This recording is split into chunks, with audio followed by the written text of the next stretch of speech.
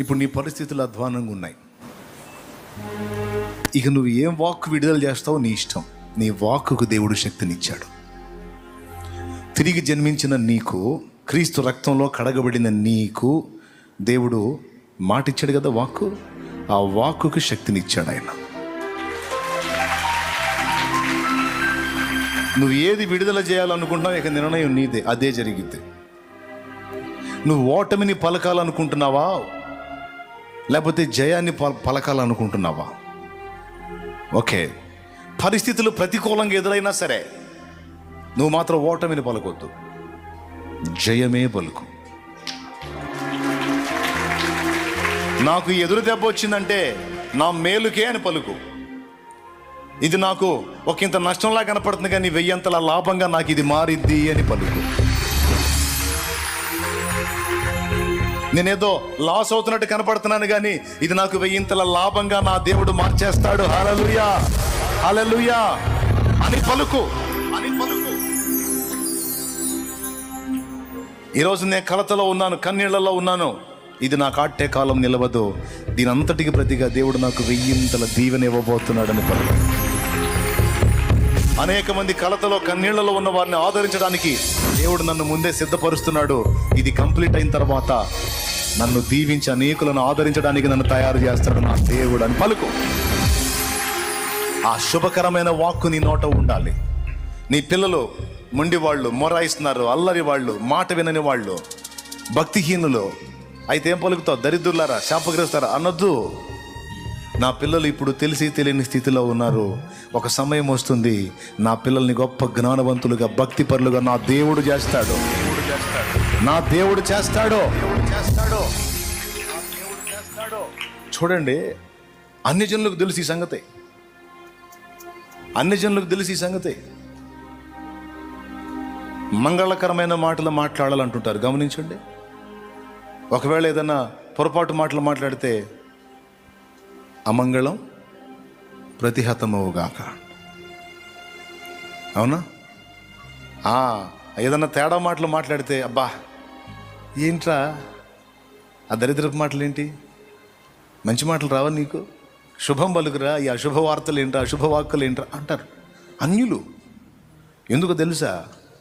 వాళ్ళు చెప్పే మాట ఏంటంటే తథాస్తు దేవత ఉన్నాడట, తథాస్తు అంటాడట.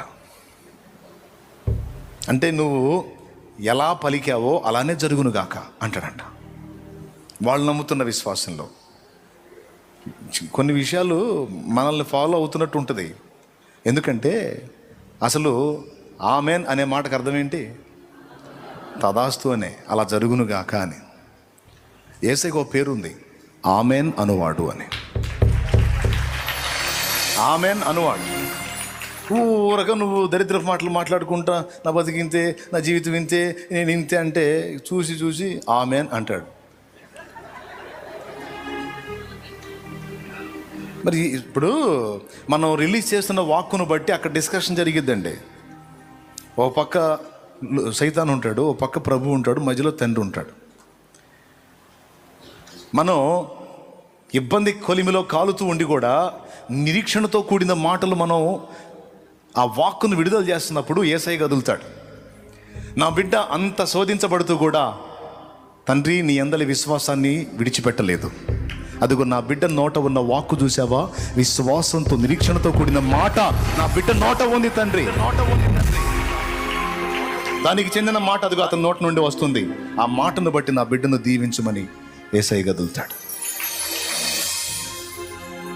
అట్లా కాకుండా చిన్న చిన్నవి రాగానే నా కర్మ, నా దరిద్రం, ఏం చేద్దాం, ఇట్ అయిపోయింది అట్ అయిపోయింది అని వాళ్ళని తిట్టి వీళ్ళని తిట్టి, వాళ్ళని శాపాలు పెట్టి వీళ్ళని శాపాలు పెట్టి, ఆ మాటలు మాట్లాడి ఈ మాటలు మాట్లాడుతూ ఉంటే వాడు కదులుతాడు. చూసావా తండ్రి, విశ్వాసేగా, చర్చికి వెళ్ళిదిగా, చర్చికి వెళ్తాడుగా, వాళ్ళ నోట విశ్వాసపు వాక్కు లేదు. అంటే వారు నీవు వారి జీవితాన్ని చక్కదిద్దుతావన్న నిరీక్షణతో కూడిన మాట వారు విడుదల చేయటం లేదు. అంటే వారు ఏమి నమ్ముతున్నారో అదే వారు రిలీజ్ చేస్తున్నారు. వారు అవిశ్వాసులై ఉన్నారు, వారు నిన్ను నమ్మకై ఉన్నారు. మరి ఎందాక నీవు వారిని ఎట్లని విడిచిపెడతావు? వారు నమ్మిన దాని చొప్పున వారికి జరిగించు అని డిమాండ్ చేస్తాడు. అప్పుడు ఏం చేయాలి? ఇక తండ్రి చూసి తదాస్తు అంటాడు, ఆమెన్ అంటాడు. ఎప్పుడు ఇక నువ్వు జావా, నేను జావా, వాడు జావా, ఈడు జావా అని అంటారు కదా, అయ్యిద్దా పని. అమ్మో ఇట్టయిద్ది అనుకోలేదు, అయ్యో అమ్మో ఎందుకన్నా, పనికి వెళ్ళిందేనా, ఎందుకన్నావు, నోరు ఉంది కదా అని మాట్లాడేస్తారు. చివరికి జరగడానికి జరిగితేనే కుయ్యోమరు మొత్తుకుంటారు. తిరిగి జన్మించినటువంటి పరిశుద్ధులందరికీ దేవుడిచ్చినటువంటి చెప్పమన్న ప్రేరణతో కూడిన మాట చెప్తున్నాను నేను. నీ మాటకి శక్తి ఇచ్చానని చెప్తున్నాడు దేవుడు. నీ మాటకి, నీ వాక్కుకి పవర్ ఇచ్చానని చెప్తున్నాడు దేవుడు. ఇక నువ్వేం పలుకుతావు నీ ఇష్టం అంటున్నాడు. నేను వాక్కును పలికి శూన్యంలో నుండి సృష్టిని తెచ్చిన వాడిని. పాడుగా ఉన్న దానిలో నుండి, కీడుగా ఉన్న దానిలో నుండి మంచిదిగా ఉండెను అన్నదాన్ని తెచ్చా. వెలుగు మంచిదైనట్టు దేవుడు చూచెను. అక్కడి నుంచి మంచిదైనట్టు ఫస్ట్ ఎట్లుంది? కీడుకరంగా ఉంది, శాపగ్రస్తంగా ఉంది, దుర్భరంగా ఉంది. దానిలో నుండి మంచిదిగా ఉండెను. మంచిది తీసుకొచ్చాడు. ఎలా తెచ్చాడు? వాక్కును పంపి. దేవునికి స్తోత్రం కలుగును గాక. ఒక ఆత్మీయ నాయకుడు సంఘం మీద ఇదే వాక్కు రిలీజ్ చేయాలి. ఒక ఆత్మీయ నాయకుడు తన ఆత్మీయ బిడ్డల మీద ఈ వాక్కునే రిలీజ్ చేయాలి. నీకు తెలీదు, నువ్వు పలికే మాట ఒక పూల మాలైబడిద్ది వాళ్ళ మెల్లో. అది చాలా సీరియస్, చాలా ప్రాముఖ్యతను సంతరించుకుంటుంది. నీ ఇంటి వారి మీద నువ్వు పలకాల దీవెన, సంఘం మీద పలకాల దీవెన, సమాజం మీద పలకాల దీవెన, రాష్ట్రం మీద పలకాల దీవెన, దేశం మీద పలకాల దీవెన. ఈ మాటలు మీరు దయచేసి మర్చిపోరు కదా. శాపగ్రస్తమైన మాటలు నోటికి రానివ్వరు కదా. వాక్కు విషయంలో కేర్ఫుల్గా ఉంటారు కదా. ఉంటారా? ఎలా ఉండాలి? కృంగిన వారిని ధైర్యపరిచే మాటలు, గుండె చెదరిన వారిని ఆదరించే మాటలు, బలహీనులను, ఇంకా కష్టపడే వారిని ప్రోత్సహించే మాటలు. కొంతమంది ప్రశంసించే విషయంలో పరమ పిసినారులుగా ఉంటారు, మెచ్చుకోరు. కొద్దిగా కష్టపడ్డారు అనుకో బిడ్డలో, ఫ్యామిలీ అయినా, భర్త అయినా, భార్య అయినా, తల్లి అయినా, తండ్రి అయినా, సంఘమైనా, సేవకుడైనా కాస్త ప్రశంసిస్తే ఏం పోయిందండి?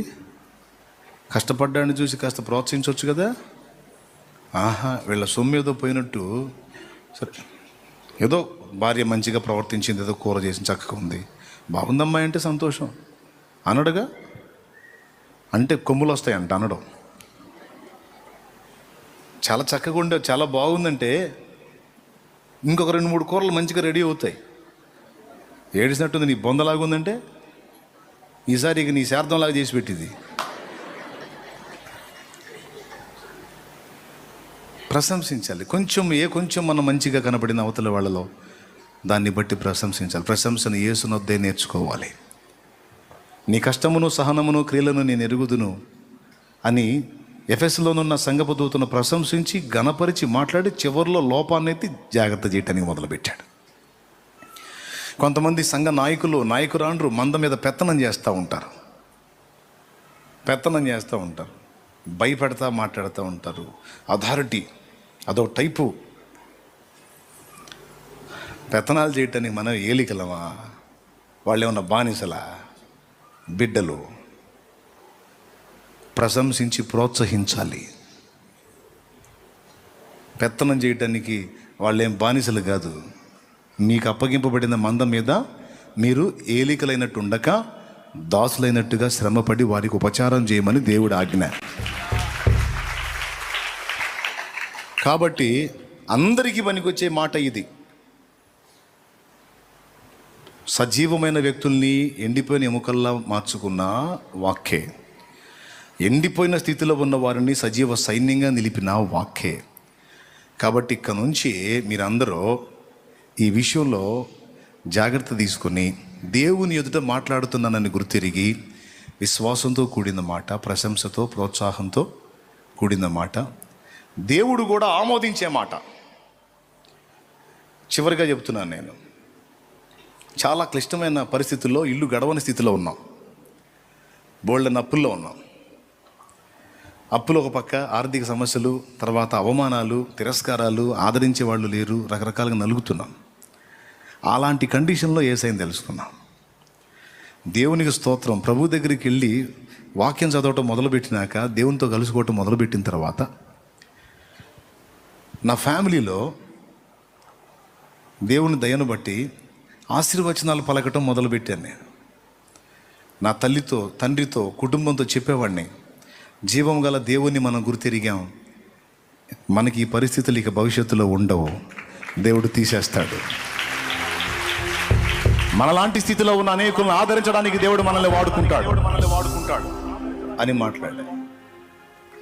పదే పదే పదే అదే మాట మాట్లాడేవాడిని. వేదన ఎదురైనప్పుడల్లా, కుటుంబం కృంగిపోయినప్పుడల్లా ఈ మాట మాట్లాడేవాడిని. ఈ కన్నీళ్లు మనకు కలకాలం ఉండవు, ధైర్యం తెచ్చుకోండి, దేవుడు సమయం ఉంది, ఆ సమయంలో ఆయన కార్యం జరిగిస్తాడు. అప్పుడు నువ్వు ఈ కన్నీళ్ళని గుర్తు చేసుకొని కృతజ్ఞతాస్తుతులు చెల్లిస్తావు. అక్షరాల నెరవేర్చి చూపించాడు దేవుడు. ఓ సంవత్సరాల కాలం పట్ల చాలా తక్కువ కాలంలో నీ కార్యం నెరవేరింది. సేవా పరిచర్యలోకి వచ్చిన తర్వాత కూడా కొన్ని దుర్భరమైన అనుభవాలు ఎదుర్కొన్నాం. సేవా పరిచర్యలోకి వచ్చినా కూడా కొన్ని దుర్భరమైన అనుభవాలు ఎదుర్కొన్నాం. ఆర్థికపరమైన లేమిని ఎదుర్కొన్నాం. అప్పుడు కూడా ఇదే మాట, ఏం కృంగిపోవద్దు, ధైర్యం తెచ్చుకోండి, ఇబ్బంది పడకండి, ఒకరోజు దేవుడు తీసుకొస్తాడు, ఆ రోజు మనకి పట్టజాలనంత దీవెనిస్తాడు. ఈరోజు మనమే లేక ఇబ్బంది పడుతున్నాం. వందల వేల లక్షలాది మందికి మనం ఆహారం పెట్టడానికి దేవుడు శక్తినిస్తాడు. నమ్మండి, ధైర్యం తెచ్చుకోండి, కృంగిపోకండి, అవిశ్వాసపు మాటలు మాట్లాడకండి. నువ్వు దేవుణ్ణి నమ్ముతున్నావా? చెప్పండి. నేను నమ్ముతున్నానని మిమ్మల్ని అడుగుతున్నాను. నువ్వు నమ్ముతున్నావా? దేవుడు నిన్ను శాపానికి అప్పగిస్తాడా, ఆశీర్వాదానికి అప్పగిస్తాడా? నిందకు అప్పగిస్తాడా, ఘనతకు అప్పగిస్తాడా? నీకు అవసరం అనుకుంటే నిందకు అనుమతించినా దాన్ని ఘనతగా, దండగా ఆయన మారుస్తాడు. నిన్ను కీడుగా అప్పగిస్తాడా, లేకపోతే నీ కీడులను కూడా మేలుగా మారుస్తాడా? నువ్వేం నమ్ముతున్నావు?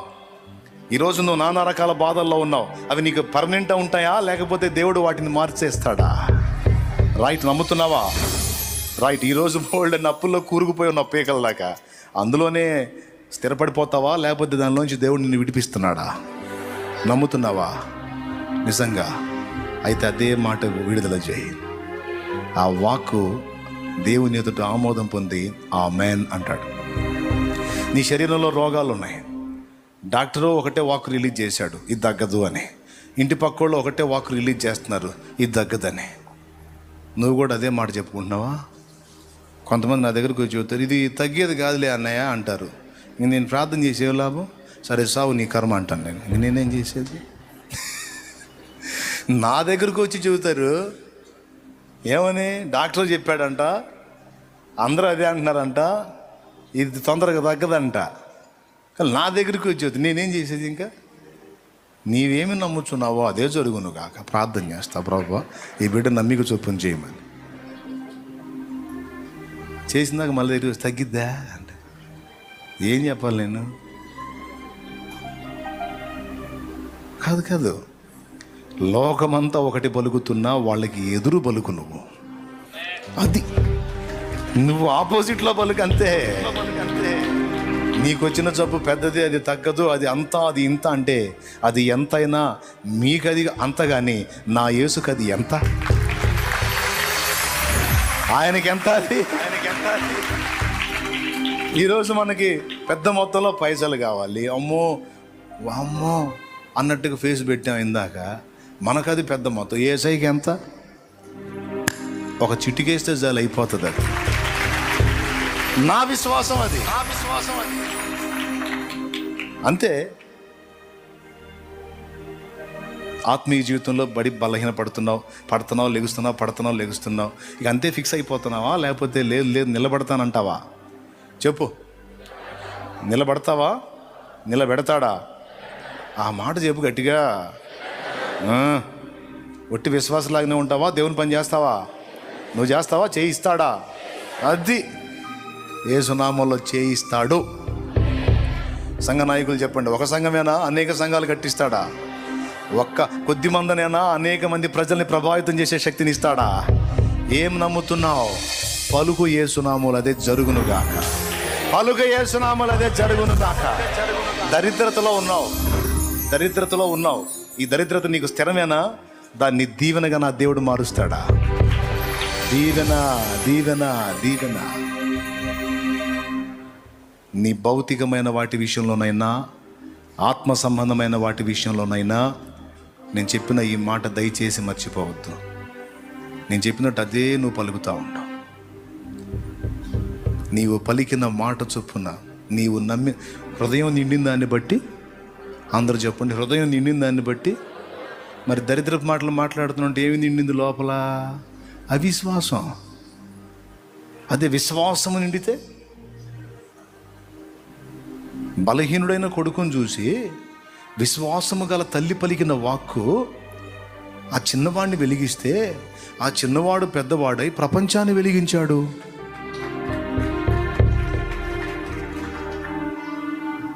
ఆలోచించి జాగ్రత్త చేసుకోండి.